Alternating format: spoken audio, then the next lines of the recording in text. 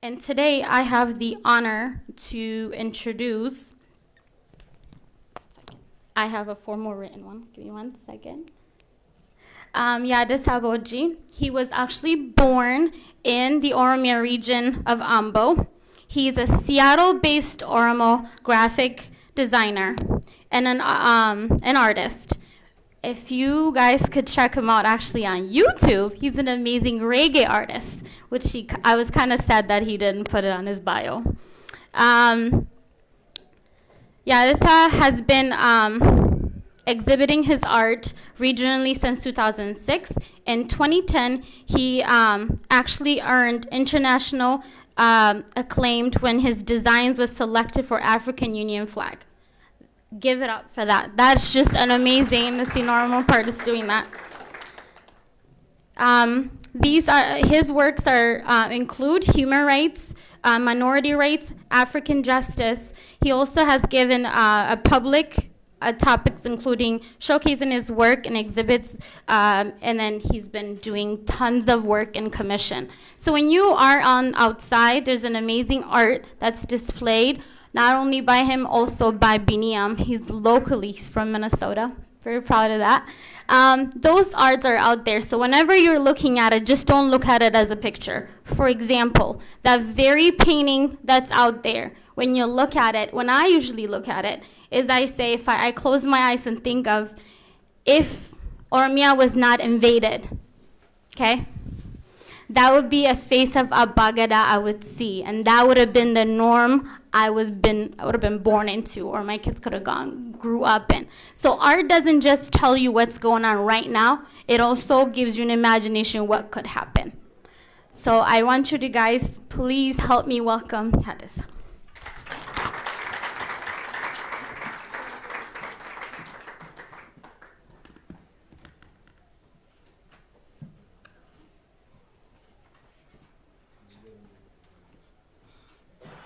Put this in me. Yes, I will click that on for you. With the PowerPoint. Oh, nice. I already did one thing.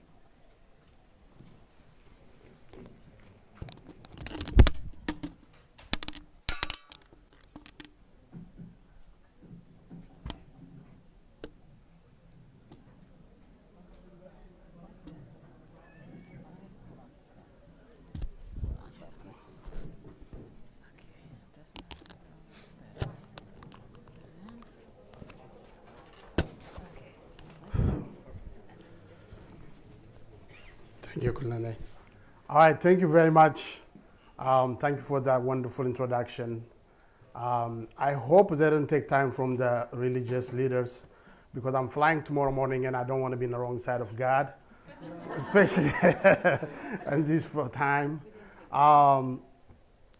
Before I start my presentation, I wanted to say some thanks. First, I want to say thank you to Kulane for giving me this chance to come over here and talk to you guys and show my work. It's very important that her presence here is also a continuation of OSA's contribution. I know her father is here and also her mother is here, and then now she's leading. It just shows how the OSA's work is like a baton, like people kind of send their works through it, and I hope my kids one day be able to stand in front of you or contribute or volunteer and do the great work. I also like to thank the OSA board and the people that welcome me here and taking care of me. It's really great to speak here. Sometimes I find it very, very hard to speak in OSA because everyone presents in a very amazing and nice way. I learn a lot. So when I come to the stage, I'm like, oh my, I have to do something that people find valuable. So it put the pressure on me all the time when I present. I'm also wanted to say special thanks to YAdesa OSA for being here. Her speech really, really touched me because I see some kind of resemblance with her, the passing of Baro Tumsa, and also my father. Actually, Baro Tumsa and her married in our house. It's really crazy that I am in this show and this presentation and find her wedding photo from my own home when I was a little kid, but I was not born at that time. Um, One thing that I wanted to say is why I'm so interested with her presentation, with her speech, is because in my mind, the founding of Cairo and the founding of the movement, the founders died way before the Kairos came into the view. Because those mothers and fathers who sacrificed their life in prison, tortured, displaced from their homes, are the ones who left us this conviction and a struggle that we consider Cairo today. So when we see Cairo doing all these great things and stand up for the people, they're basically following the spirit of those early mothers and fathers who actually stood up and say no. So her presence here and the fact that she gets a stage to talk about her experience and what Baro Tumsa is able to do is actually really a great thing for me. My presentation is about Oromo art in the era of change, but I speak more about not the art itself, but what it means to have art and what art do for everybody's consciousness. And it's really important because these days what we see is a lot of people were kind of disappointed because they think power and hegemony comes from owning a house, an office. Like being Narat Kilo would be like the maximum that people can get to. But when you really see what's happening in Ethiopia and how the hegemonic system controls the thinking, and we see that's done through centuries of work towards our people, it's really easy to understand why some of the things we see are happening. For example, if you really hear about the Aksumite Empire's history, and then you cannot hear about the Geda system, that's hegemony. Basically, that is what is intended to be like, it's supposed to be like that. And also when you hear about the Adwa War and then what even to the pinpoint of kings and queens discussion, and then you don't hear anything about the Finfinne situation, that is another way of hegemony because there is an intentional effort out there to eradicate, make things invisible so the power can take hold and narratives can be made to all of us to believe. And then even now I see it when people totally forgot about Oromo protests and all of a sudden we have heroes and I'm like, but we have social media and there is a whole lot of information out there that shows who died for this struggle. It all comes because the hegemonic system controls the media and the culture and all the other things that the thinking behind the state. So I just wanted to explain that in my own terms. I'm not an expert on the things, but I see, as an artist, I see things in a very different ways. I see things in a very out of the box way. So I always wonder why is my people are invisible in this discussion. And then instead of being angry about it, I kind of go back in and see why that happened. So I just wanted to walk you through some of that. So basically, culture. What is culture itself? Like when you think about what culture is made of, it's a behavior, it's a norm found in human society. You can call it a country, you can call it a community, but the culture is basically made up of elements like music. That's basically in Ethiopia, that's music, clothing, art. It can be visual or performing art, cuisines, sport, media, language, religion, holidays. These are the kind of ingredients that creates one's culture. And when you really see these ingredients in Ethiopia and see how they are, you probably found, you get to the point why this happened to a lot of us. Not only just Oromo, but a lot of other not like the Ethiopian Amharic-centric system kind of took hold, but forgot a lot of the people. But when you really investigate deeper and see it, this is what you find out. For example, I'll give you a perfect example. I can't do a research that I can share with all of you right now because I don't have the resource for it. But I see, as an artist, as a designer, I see things, and visually I can understand what things meant to a lot of people. For example, I'll give you a perfect example. if I say Brazil's sport, what comes to mind? Soccer, right? So if I Googled Brazil sports, and I did Google that, all of a sudden when I go to the image, all the soccer players will come up. The Pelés, the Ronaldinos, and all of that. So basically that shows you, in a way, what people think when those cues are put in there. When people see those things, what did they see? They see what we consider the norm for that thing, whatever it is. You can put like Ethiopian restaurant, and then you can see that. And I even use like, let me see if the next one is that. Minnesota Oromo community. So basically, you'll see from the image, you'll see Oromo people, and also Amani, by the way, is right there. So, anyways, thank you for your activism. And then you'll see a struggle of people trying to, Oromo people trying to change the government. And you can see the image kind of tell you a narrative. So you'll see some kind of message from it. But this is not a real thing. But hegemony is also not a real thing you can touch. It's not a tangible thing. It's not like land or a political office. It is a thinking behind people, so they will do or say things, and that kind of manifests itself. The reason why I like things like Google or music, because I'm a musician. I ask people, do they like my music, and they probably don't say that to me, but when I go online, I can count the views. I can see how many people listen, how many people download it. So it didn't lie to me. So I get the real thing. If I really bummed, if the song is bad, I will see I don't get a lot of people listen to me. So digital cues like this have some truth to them. Like, they don't lie. They tell you exactly what people feel. So I wanted to see if those cultural things that I mentioned to you, the sport, the music, the cuisine, they really reflect Oromo people. So basically what I did is I went to Ethiopian music. And then this is what I got. And this is what Ethiopian music is, according to that. This has actually happened the day I did this PowerPoint. You can Google it and see it right now too. But what I see when I see that is I don't see Yacharu. I don't see other Oromo musicians. It's very limited to what we consider hegemonic system, right? Basically, so it just shows you what Ethiopian music is. But this has happened in too many different times. People are putting these writing articles or whatever.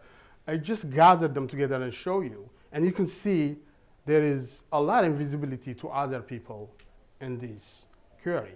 The same thing happens, for example, when you say Ethiopian clothing. That beautiful dress is not there.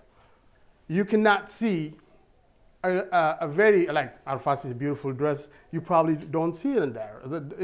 There is a way of, so I want you not to take this as a real result, but I want you to see what you see, like as a community, what invisibility means. When we see, we don't see ourselves, but we exist in a lot of numbers, but you don't see yourself in the mainstream. Why is that happening? And then Ethiopian art, I'm an artist, I paint a lot. But when it's Ethiopian art, it's very the same. Like it just have that religious tone to it, mostly Orthodox religious look and feel. It came from the kings and queens time. The rest is not Ethiopian. So I have people asking me like, why are you always painting Oromo? I'm like, I paint a lot of things, but the reason, what they're saying to me is, why don't I paint like this? Because that's what they accept, like the norm. Anytime we break something out of norm, what happens to you, it's treated as a rebel. That's why people ask you like, are you Oromo or Ethiopia first, even if the both cannot exist together. The point is basically to tell you that you have to be in line, you have to be in this lane, and anything other than that lane is considered a taboo. And then I go to Ethiopian performing art. So you'll see that. So when you go to Ethiopian cuisine, again, you get the same kind of, basically the people that wear the dress I showed you earlier will eat that food. It is always the same kind of things. Now, before I show you this slide, I went out and checked how Ethiopians are known around the world. And most of the things that they are known around the world for comes from Ethiopian sport. So when I say Ethiopian sport, what comes to your mind? Athletics, right? Nobody knows us for soccer. Nobody knows us for hockey. We are known for athletics. So to my surprise, when I did Ethiopian sport, I don't see athletics. You might know why. A lot of athletes are almost. And what's considered sport is that nobody can blame me for this because I didn't put this in there. You have a cell phone in your hand. You can just do it right now and see it. But ask yourself, why all of that accomplishment of a person from Ethiopia who ran with bare foot and get the first gold medal in the world for a black person. And then the first female gold medal winner for Africa, Daratu Tulu, and Kananisa, and Turunesh, and just list goes on and on and on. Why don't you see them in there? Even if you see them, it's like a very one or two. But why is that? It's because the hegemony wants you to think one way, and the rest is invisible. And that's what's coming now. So when people, for example, now get so confused why a person who rent a hall considers himself a government, how is that possible? It's because they are from the hegemonic community. They can say that kind of things. Just because you rent a hall, it doesn't mean you run a city, but they do it and they believe it too. That's how shocking it is. And same thing with Ethiopian media, Ethiopian language. Even if the Ethiopian religion is like this, and then when you say Ethiopian religion, the rest of them are all void. You don't see Wakafena, you don't see Muslims, you don't see the other religions there.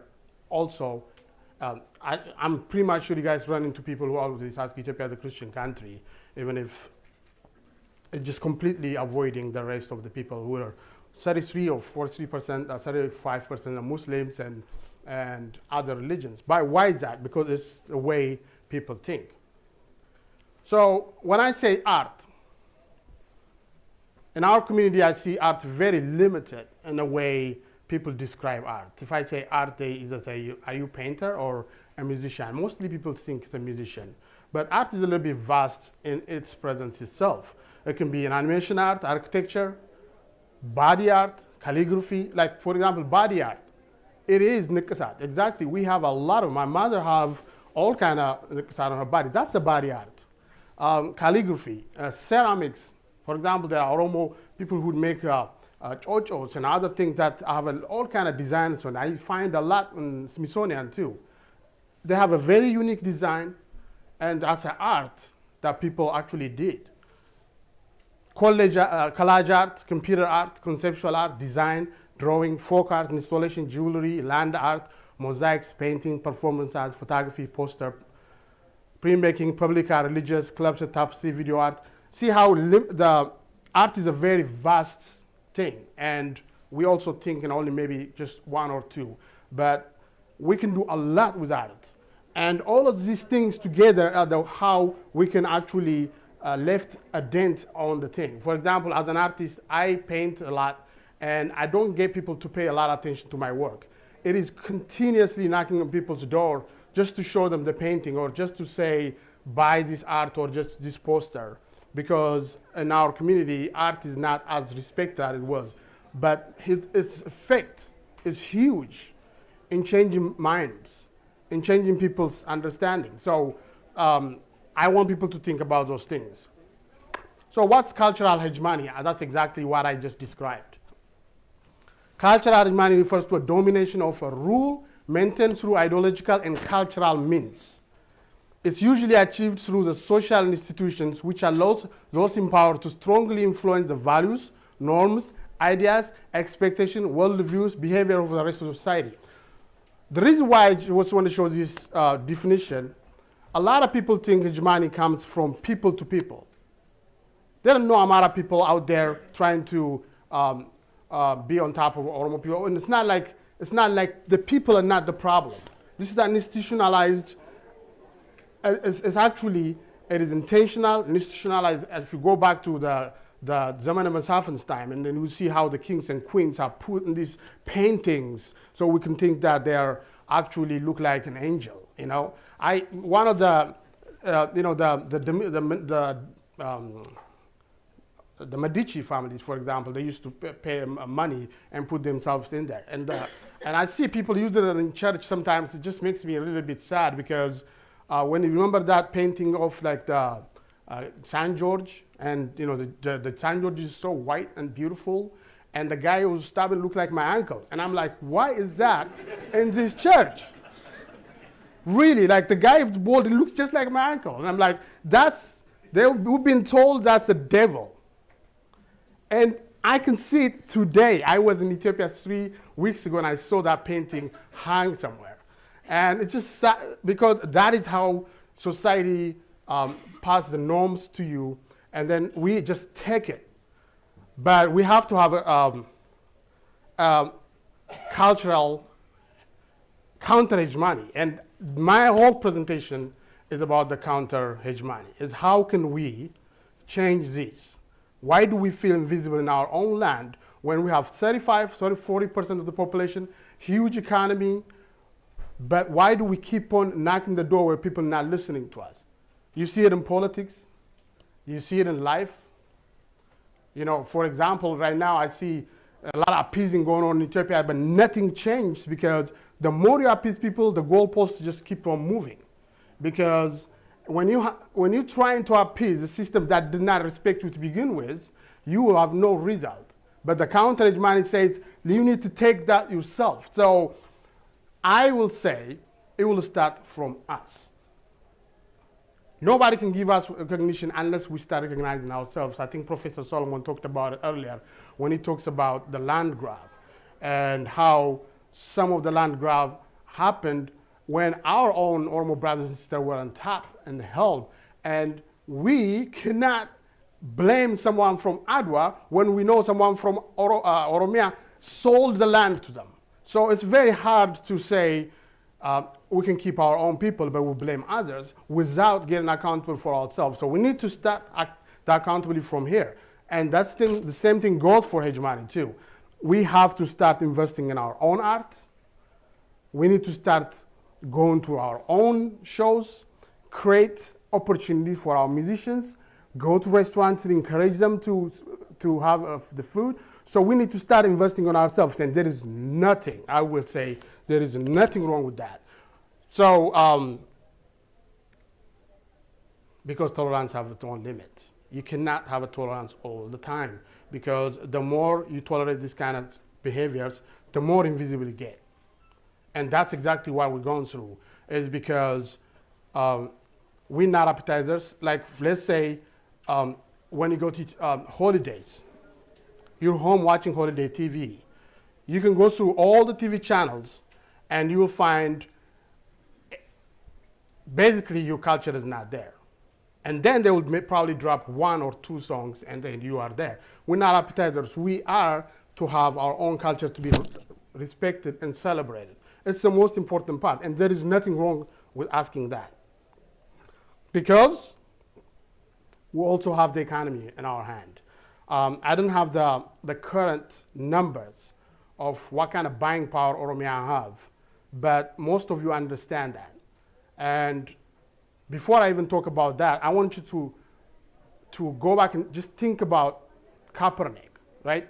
So when Kaepernick first kneeled down, the entire nation say that's wrong, and some of us support it because we feel like that's his right, and that's the most American thing to do, is to express yourself.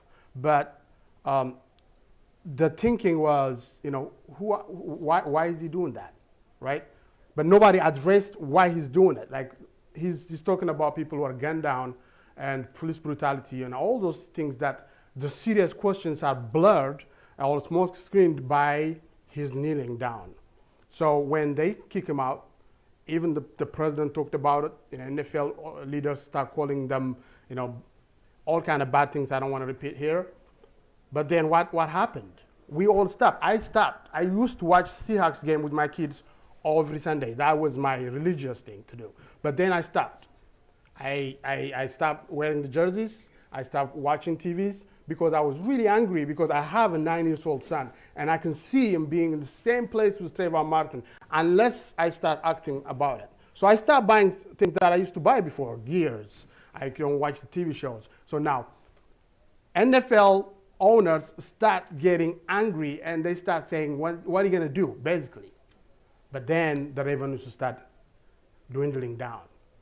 And the action actually made them think it again. Today, he's back. He got like $80 or $90 million settlement because he stood up his ground and the people who supported him basically did stop supporting an NFL that did not respect the right of a black person. So that is a buying power in effect, basically making a change. And at the same time, hegemony also can be defeated that way. You know, why are we having all this buying power? And then support a system that totally did not respect us. I think you know my drift, where I'm going with that. Oh, 5 minutes. You know I'm trying to be respectful of time. So I'll make it quick. What's my suggestion? Invest and support where your culture is valued and celebrated. I'm not talking about moms and dad shops. I'm not talking about going after your neighborhood restaurant and refuse to buy their food. I'm talking about companies. Like when I went back home, I see big companies advertising completely product that do not represent people who are they selling it for. Sometimes ask yourself, what am I in this product? Where is my culture respected? And before you do anything, you can also talk to the people who are running these companies. Why am I not seeing myself in this organization? Why are we not seeing ourselves in this beer or in this whatever product you're selling? And then that changes the behavior of the companies to include but they have to feel the pain first because people don't understand your accent, they don't understand your culture, they don't understand who you are, where you came from, until they lose the money. The money is gonna start getting dry, they will understand your accent, they will understand who you're from, they will understand, because money changes everything and you have the divine power to do this. Imagine how your culture will benefit with better representation, you know? And this is very interesting because with better representation, not only the oppressor, the oppressed that benefit, the oppressors too. Because it is everybody, it's a win-win situation. It's the only reason why it's not happening is because the hegemonic system took hold. But if you really open yourself up for the change, everybody benefit from it. Don't you think a beer company will benefit if there is more sales in Oromia or places like that? So they need to think that way too. It also teaches them. Now, like NFL is taught the lesson that every kid's life matters. Ask why you felt invisible, why you're supporting the business. That's your personal goal. Like every time you see something, ask yourself if you can actually invest your money in that product and if that product really supported you. And stop supporting businesses that refuse to make an effort to reach out to you and celebrate you. And there are a lot of companies like that in Ethiopia. There are a lot of companies that actually say, what are you going to do? And it's continuously rubbed in our face, so you need to stop supporting them. Basically, that's not a crime to not buy something. You can exercise your own right to make change in your life. Support artists by buying their work and supporting them. Inclusive cultures are rich, powerful, and effective. I put that photo in there for Rofnan. I don't know how many of you know Rofnan. I don't know his music that much, but when I was back home, everybody listened to his music. If you really listen to his music one by one, he tapped into every culture and sampled the work of their culture in his own small way. I'm not calling him small, but in his own small way, he used an inclusive work that celebrated throughout the country, and now everybody likes his work. Then when you see it, why? It's because everybody sees itself through his work. The Oromo people see it, the Amara people see it, the Dorze people see it. They got a different music sample that he added into it. It is not a big thing, but it's an example of bigger example. And stop apologizing for doing so. Don't ask permission to celebrate your own culture. It is always what makes me annoyed, because people just keep on apologizing to celebrating their own culture. I love myself. Thank you, thank you. And if someone would not angry about me celebrating culture, it's not their problem, and I have no time to spend on that. But I continuously celebrate my culture, and I also celebrate other people's culture. Do the same when you see other cultures overlooked. It's not only about us. It's about the community of people. Oromuma, I talked to one of my brothers here, and he was telling me how Oromuma is about, it's about the person and also the community of person around it. It's not about, you have to see the person in that, so when we see a culture, even other culture are not our culture, we have to see ourselves in it. By uplifting it, we have to lift ourselves too. That's why we have a problem, because our system, the other system did not uplift us, but trying to put us down. When we fight that, we also need to make sure that we uplift other cultures. Be awake and stay awake. And change never happens in one day, but eventually you will see a change, and that will be your legacy. I put this photo in here because when I was back home, I did an interview with OBN, and me and this journalist, we went out and we were in Adama. We were having a good time, but then he took me to this nightclub. The whole night, the nightclub refused to play our Oromo song. Finally, he went and asked him, how could we ask you to play Oromo song in Adama? And that's why I made this presentation, because sometimes we even did not see ourselves, our own culture, in our own backyards, because that's how much the hegemony is on us. So, thank you. And if you guys have any question, I will answer it, but I don't know if you have time for that. You have time? Yeah, maybe one question. Okay. Tell them that. Okay, we'll take one question. One.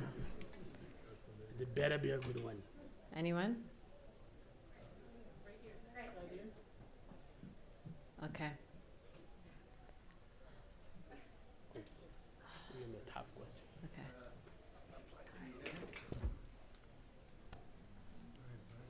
He's plugging it.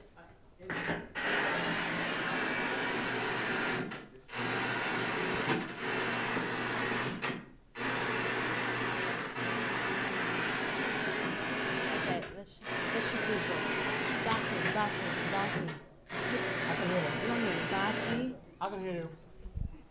Yeah, it's better. I can just speak like that. You can hear me.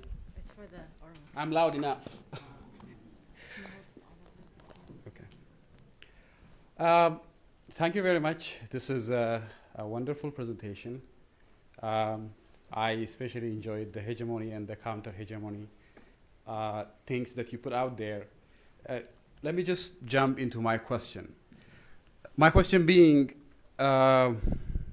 when most Oromos actually don't exist in Ethiopian urban landscape, even in Oromia itself, how is it possible to translate our buying power, our buying capacity, or taking our business elsewhere into what you call counter-hegemony? Because most of these things, in my opinion, work in an urban or in a city context, because you don't see many Oromos in Adama, you don't see many Oromos in Finfinne, you don't see many Oromos in Jimma, you don't see many Oromos. Oromos don't exist in these spaces as a community. Well, we exist there as individuals. Rather, don't you think the most appropriate strategy is to completely withdraw from these cities and go and build a different city where, I mean, in a state of struggling with a settler colonial establishment, why can't the government, why can't our political parties, why can't our investors actually leave these towns and create another one?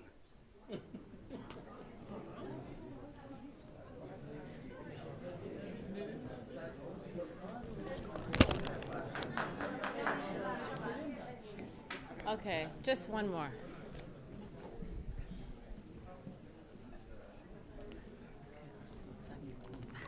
Okay. Okay. Si qabaachuu keenyaaf niin boonaa jechuudha. Wanni itti boonuuf okay, English dubbattu to have you I'm proud because even you create for African Union a flag. Everybody obey for the flag, for American flag too. Then I give you little homework, what you love it. We have a special achievement in Horn Africa or in the world. I mean, Recha. Can you paint a lot about Recha in the futures?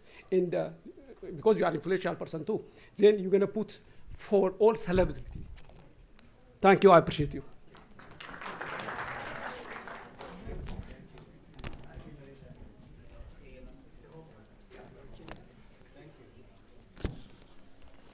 I'll answer the questions quickly.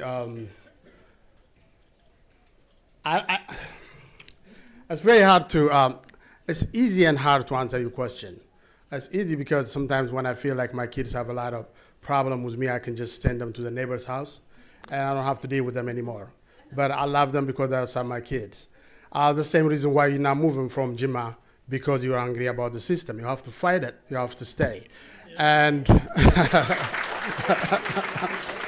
and I don't believe in these colonial things because Oromos have to start acting like they own the land they're living into. Okay? I don't walk with my head down, I can walk with my head up, regardless of what happened to me, because I'm a son of a Gada.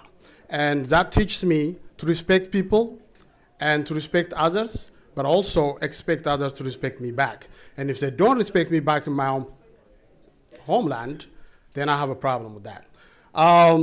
For your question, I really take your assignment to heart.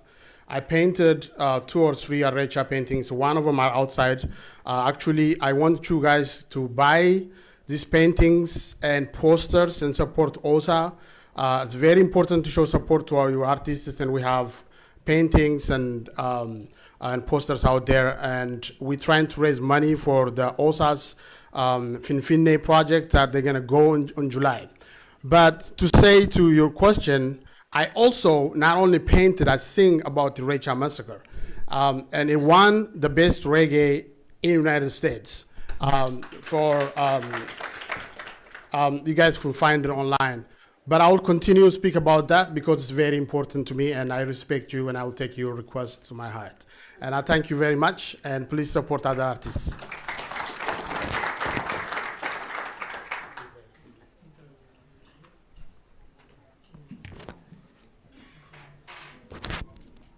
Baye Galatoma, YAdesa. I'm so appreciative of YAdesa and also Binyam Raba, who's in the audience, because they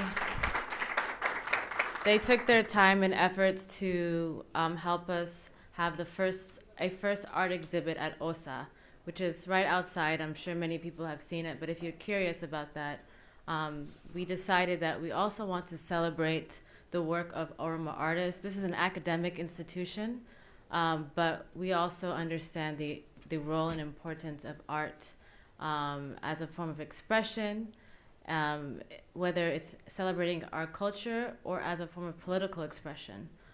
So I would like for us to just please, once again, round of applause for YAdesa, and thank you, Binyam. We're going to move on to our last